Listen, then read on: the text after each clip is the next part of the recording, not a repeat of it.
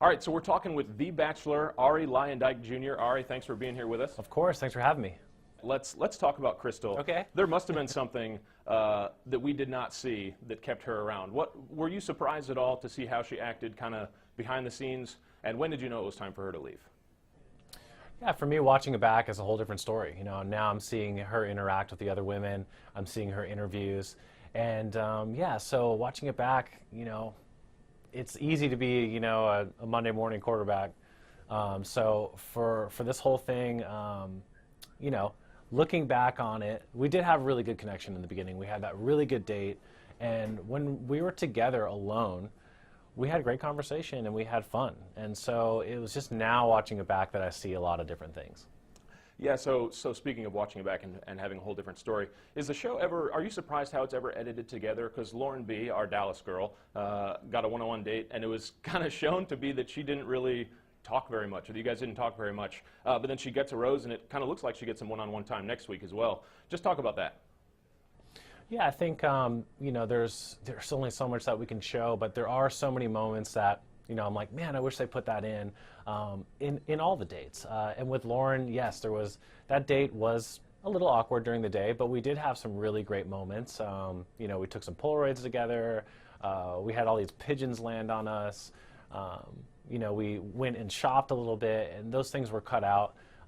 But yes, I was very nervous because she was very quiet and very shy at first. And I think she did open up a lot during the evening portion of the date. And I think that everyone saw that we did have connection then.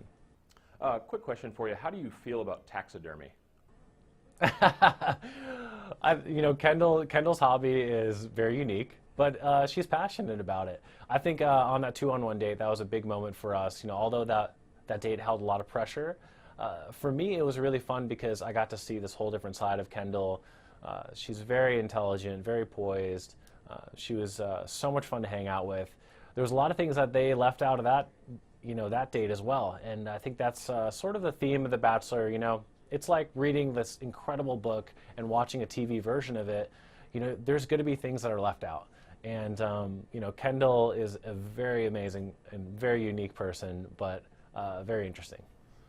So speaking of Kendall, there's the whole kind of deal about how she's never found that true love or whatever. Speaking of Kendall or any of the girls really, do you think it's realistic to expect after 10 weeks or whatever it is that you're going to find someone and go from complete stranger to ideally a fiance and later a wife?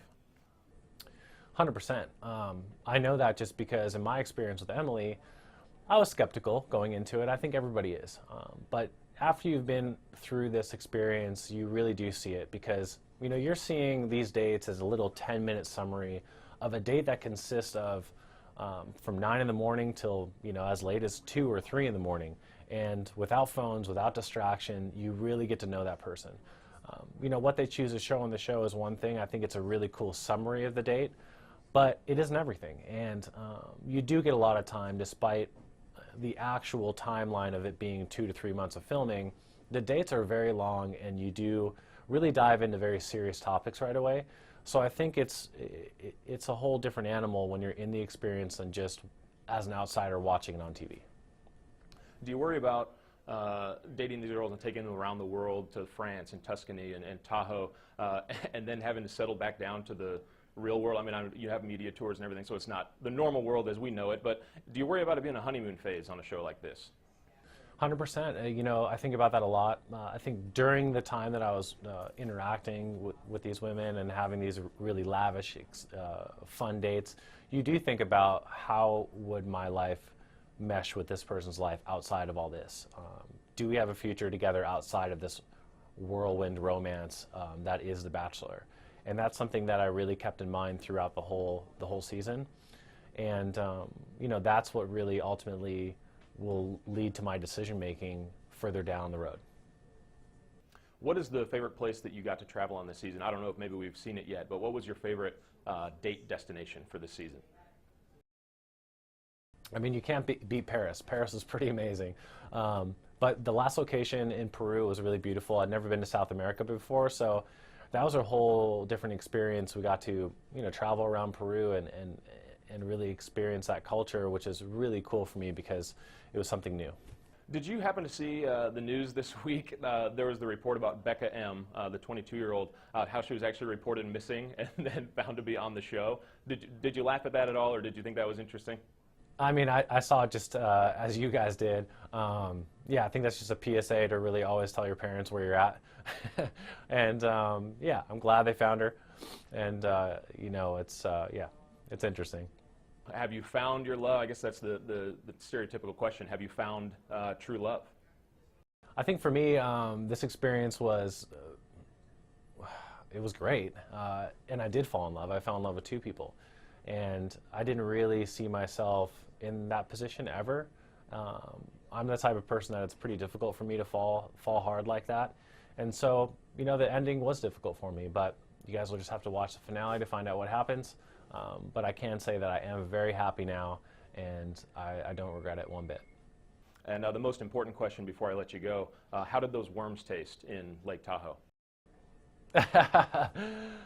Yeah, if Kendall wasn't so gung-ho, I don't know if I would have tried the worms, but Kendall and Tia really, you know, they really put in some effort that date. Tahoe is one of my favorite locations just because that outdoor date was so fun. You know, Jacqueline almost drank her own pee. We were eating worms. It was wild, and it was one of those just classic moments that I look back on and with a lot of smiles, and it was great. All right, well, Arie, thank you for being with us. Thanks for joining us for a few minutes. Cool. Thank you, guys.